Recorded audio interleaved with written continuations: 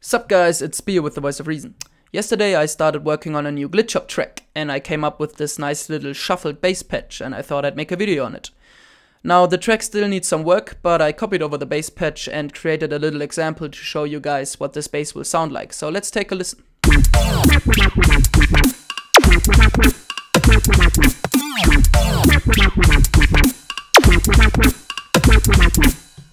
Okay. Now first I'll show you how you can create the sound and then I'll walk you through the shuffling process. Now, we'll start off by creating a Thor, turn on the portamento with a value of about 20 and we'll set it to mono retrigger. In the programmer we'll select a pulse wave for the first oscillator, but we can leave octave and PW as they are. Then we'll activate the second oscillator, chuck in another analog oscillator and we'll bring that one down to octave 2, set it to pulse wave and we'll bring up the PW to about 80. And then we can activate the third oscillator, chuck in yet another analog oscillator, and we'll bring that one up to octave 5, and we can leave it as a sawtooth oscillator, or a sawtooth wave. In the filter we'll bring down the frequency all the way, and we'll also bring down the velocity amount all the way, but we'll bring up the envelope amount to about 116. And then we'll bring down the sustain and release on the filter envelope all the way, and we'll bring up the attack to about 99 milliseconds, and we'll bring down the decay to about 464 milliseconds. Now to give this little wobble the little extra swoop, we'll bring up the resonance to about 71. And there you go. Now I recommend playing with the attack and decay on the filter envelope to get a wobble that fits your style.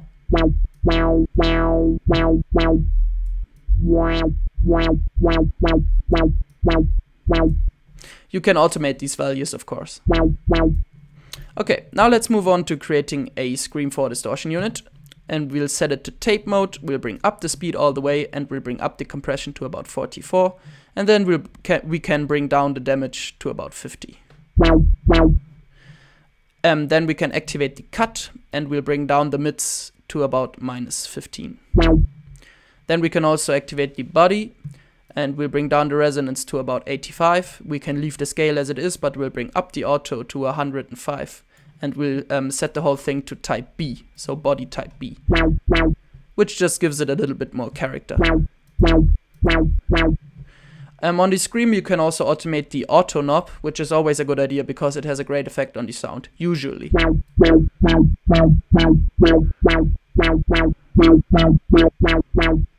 Okay, now we can move on to creating an equalizer, as usual.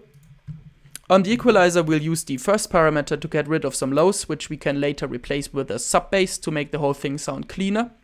So let's activate the first parameter, bring the frequency all the way down to 39 Hz, bring the gain all the way down to -18.3 dB, and then we can set the Q at about 4.1 or 4.4,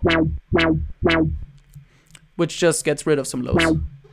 And then we can activate the second parameter and set it at 600 Hz, and then we'll just bring the gain down to about -13 dB, and we can bring the Q up to about 7 or 6.8. Just makes it sound a little cleaner in my opinion. And now we can do the basic stuff like adding unison and room reverb. So let me just quickly do that. Chuck in a unison, bring down the dry wet to about 18. And then chuck in an RV700. Set the algorithm to room, bring down the decay to about 20. Bring down the dry wet to about 14, and we'll bring up the damp to about 64. So just a tiny bit of reverb there to make it sound a little bit more natural. Okay, and that's already it for the rack. Now we can take a look at the sequencer and what can be done there. So I've prepared a little bit of MIDI data here, which is just notes really, nothing special. So just normal 1/4 steps and 2/4 notes, as you can hear.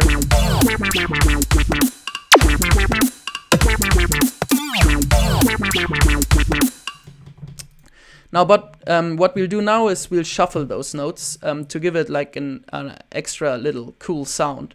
So what shuffling does, it moves, it always takes two notes and moves them together a bit, creating a gap between those two notes and the next two notes, and it gives the track a cool sound. And we'll achieve this using the regroove mixer. Now, as you can see, this Thor here, this Thor track has a little drop down menu here which says select groove.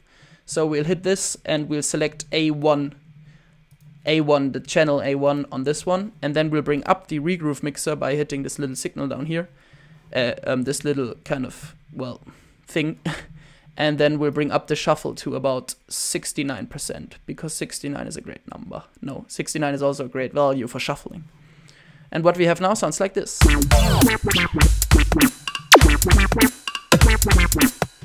Now, but as you can hear, I made a little mistake. I forgot to mention that when two notes hit directly together, as it happens here, as you can hear, there is no sound. That is because those two notes are like moved closely, more closer together, and thus this note isn't really hit anymore. But we can easily fix that problem by shortening this note here. Or not so easily, sorry. We'll shorten it a bit more. So as you can hear now, we can hear the note again. You really have to like shorten those notes a bit so there's enough space for the other one to hit. But this problem only exists if two notes that are like the same note hit after one another. As you can hear with those notes up here, it's no problem, even though they hit right after one another. The notes have to be the same note.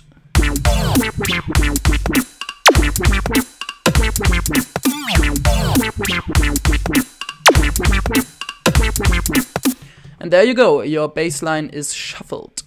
Now if you want a sub bass, and I sure recommend you do want a sub bass, then you also want the sub bass to be shuffled, because otherwise it'll just sound awkward. But if you have like non-shuffled elements in your drop as well, like I have with these chords down here, you'll want to create two sub-tracks. So just hit lanes plus up here and you get a second track on the selected track, which was the sub-track in my case. And then you can just use one track for your normal sub stuff. So if I just quickly draw in a note for this, draw in a sub note for this chord here, and then copy this one over here. And then we can copy over the material from the shuffled bass into the second track. And on this track we can select A1, and it says shuffled 69% here for this subtrack too. So we've got one subtrack that is shuffled, which is a sub to the shuffled bass, and one track that is not shuffled, which is the sub bass to the non-shuffled stuff in my track.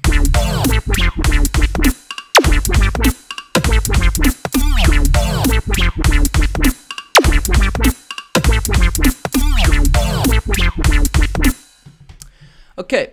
So that's it for the shuffle kind of glitch up bass. I hope this tutorial was useful. If it was, do drop a like, that would be much appreciated. My name's been Speo, this was The Voice of Reason, and check my music channel for the release of the new glitch up track that I'm working on, which should be in like a week or so. I'll try to get it done. Okay, have a good one of whatever you have.